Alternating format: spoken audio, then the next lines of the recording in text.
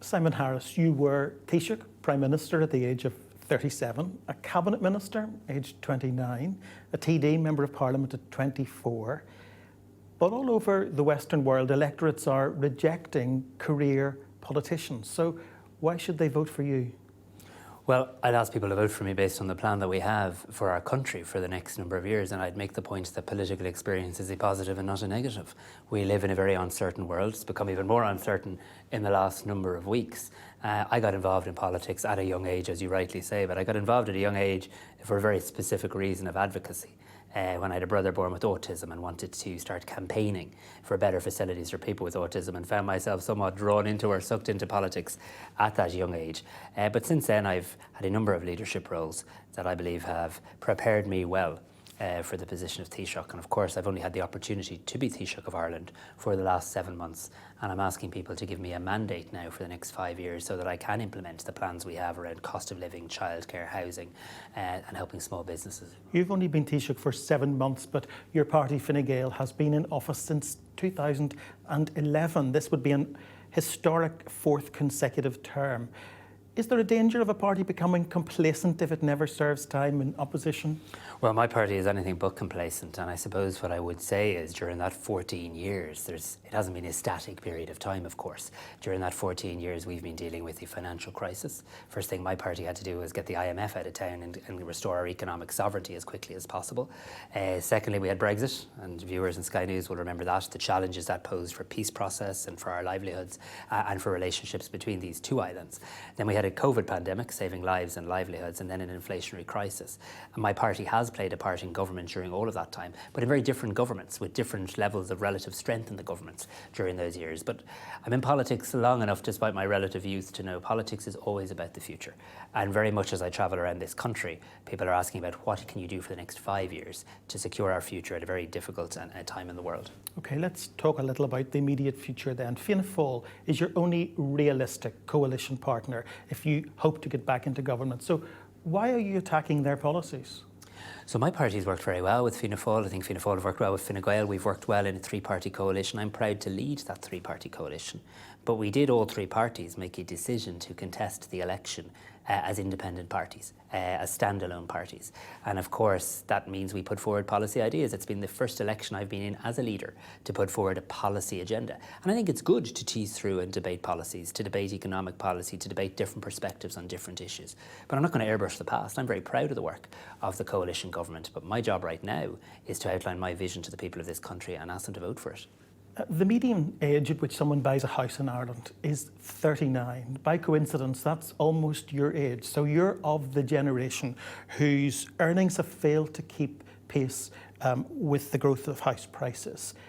But the difference is you're the man in charge. So what do you say to people about that? I'm the man in charge for 7 months, but I am the man in charge, and I'm the person in charge, and I'm the person determined to fix the housing crisis for once and for all. And what I say to those young people right across Ireland, and I say it to them directly on the stump at the moment, is we now finally have 2 things in Ireland to fix the housing crisis: the money and the plan.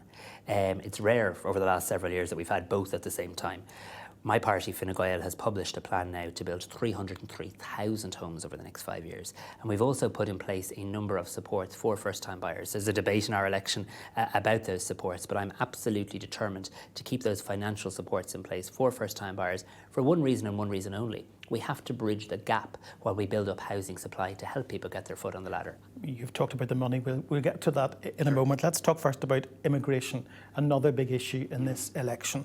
When the coalition came to power, immigration was less than 100,000 per year. It's now more than 150,000 per year. Now, the figure for asylum seekers was under 4,000, and it now stands at 33,000. Your government really lost control of that issue, didn't it? So in our country, respectfully, we don't use that sort of language around migration debates. I mean, we live in a European Union. We're very proud to be in the European Union, and we have seen a war on the continent of Europe. My country, Ireland, has played a role in assisting 106,000 people from Ukraine fleeing Putin's brutal invasion of Ukraine. That has been an important factor. We've also seen, not just in Ireland, but across the EU and indeed in the UK, a very significant increase in migration movements. What my government has had to do is this, for the very first time, really build up migration structures and policies and processes in a way that wasn't, frankly, a major political issue in Ireland before. This is probably the first general election in which immigration is on the political agenda in terms of a debating point, and that is a good thing. I'm very clear we need to have a fair but firmer approach to migration, and I've made a number of changes over the last few months since taking on the office of Taoiseach to make sure that rules are tighter, to make sure that rules are applied when it comes to things like processing times, deportation orders, and indeed I have a number of other proposals now in terms of making sure that anyone who comes to Ireland who has a financial income is paying a contribution towards their costs here too. Taoiseach, do you think President Trump means what he says when he talks about imposing tariffs on imports from the EU and attracting big US multinationals back from Ireland? I think President Trump does mean what he says in terms of his position in relation to trade and tariffs. And I think President Trump has received a very large mandate in terms of the outcome of the US presidential election. And I do, being very honest, think that the second Trump presidency may not be comparable to the first. For a variety of reasons, including that increased mandate that he's now received, including looking at some of the key appointments that he's making to his cabinet in terms of the direction of trade. And that's why I'm preparing my country and working with EU counterparts to prepare the EU for that changed reality we may see. Now, Ireland can approach this with confidence. There are many reasons firms locate in Ireland, including our access to the European Union. But also we can never be complacent. And that's why my party is setting aside a very significant amount into funds, future funds, to protect our country from any economic shock. And I think President-elect Trump is a businessman.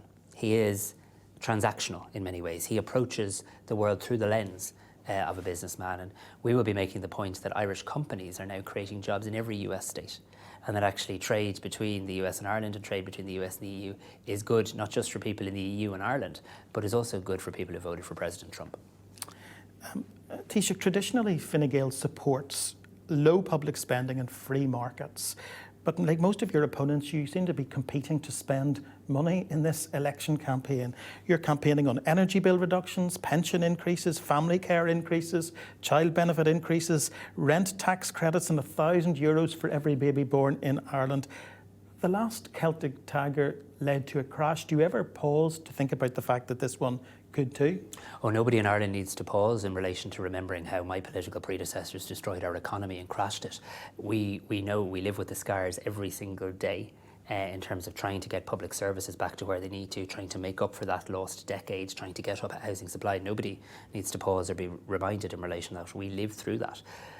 But it's exactly for that reason that my party is approaching the election looking to do three things. Help people in the here and now, because the cost of living crisis is real.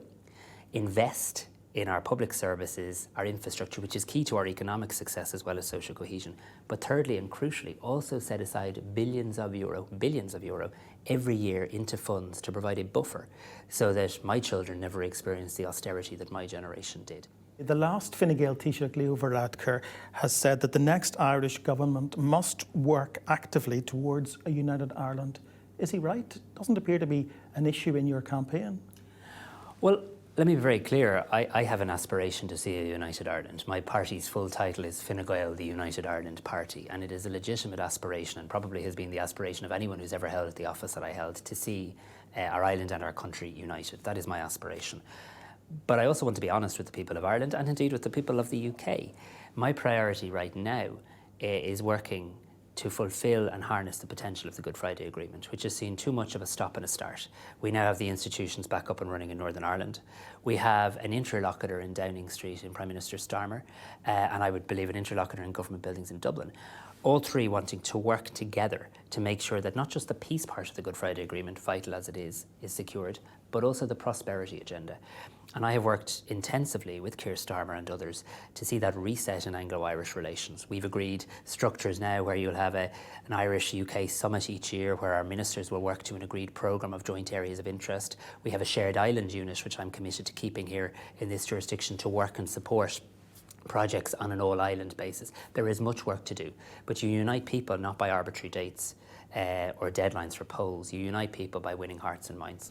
You're a relatively young man. Do you expect to see it in your lifetime? I think it's entirely possible to see it in my lifetime, but I'm not yet ready to put deadlines on these things, because I think when you do, I think you drive people further away rather than closer together. Simon Harris, thank you very much. Thank you so much, David.